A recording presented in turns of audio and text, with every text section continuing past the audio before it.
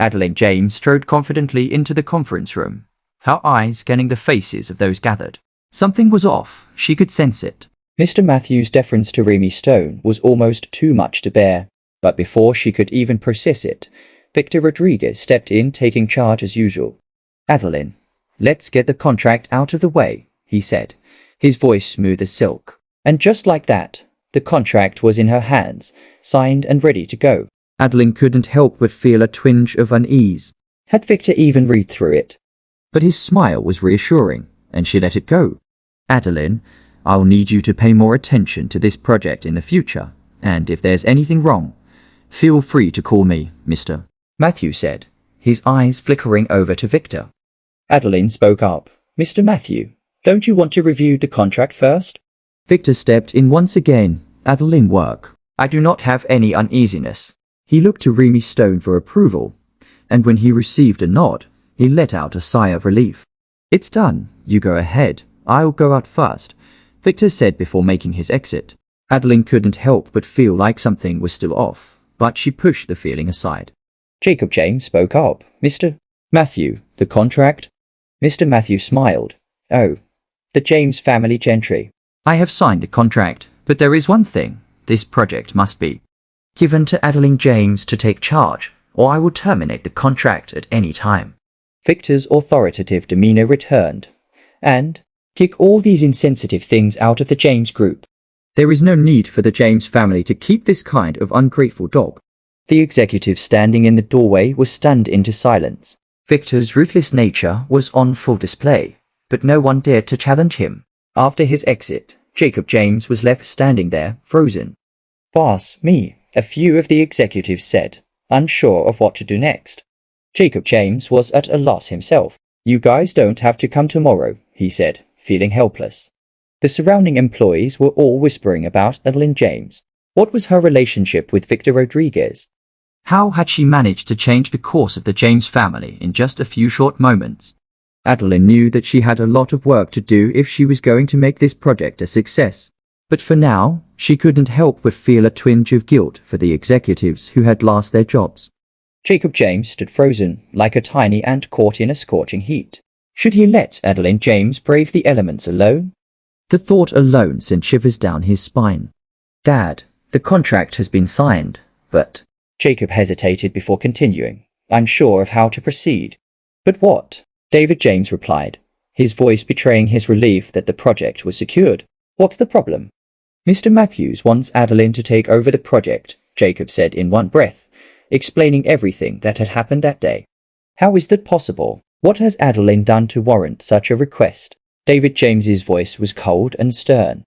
Victor Rodriguez, the man of the hour in the heights of Harmony Circle, was the key to this mystery.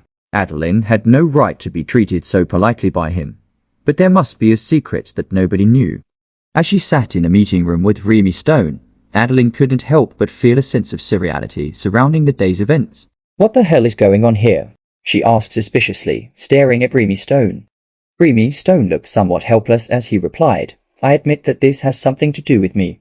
Adalyn couldn't believe it. Everything was planned by Remy Stone. That explained why he dared to go against David James and his son without fear of retaliation. As she tried to make sense of it all, Remy Stone smiled and explained, "My parents helped him when he was down and out, and he owes me a favor. Today, he's here to return it." Adalyn snorted coldly. "Do you really expect me to believe that?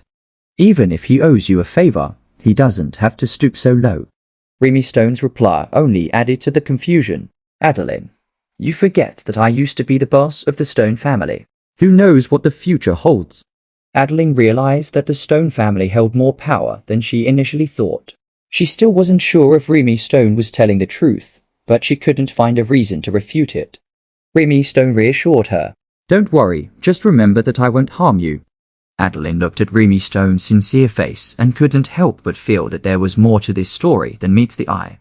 As they left the meeting room, Remy Stone took Adalyn's hand and walked away, leaving all the company employees watching in disbelief. Meanwhile, at the Matthew Group, Victor Rodriguez was on the phone, answering respectfully. His expression showed that he was flattered by the praise he was receiving. "Big brother, things have been done," he said. "I have received the news." This time, you have done well. I think my big brother has accepted you as a little brother. Victor felt a cold sweat break out on his forehead as he listened, fearing what this acceptance would mean for him. It was as if he had fallen into a sea of blood.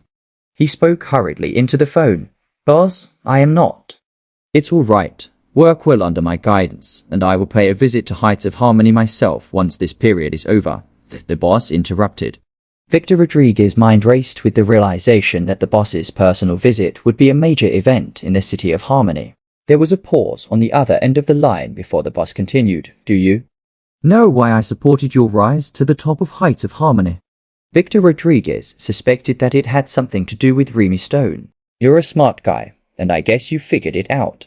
He was right. Remy Stone was coming to Heights of Harmony, and everything was being arranged for his convenience.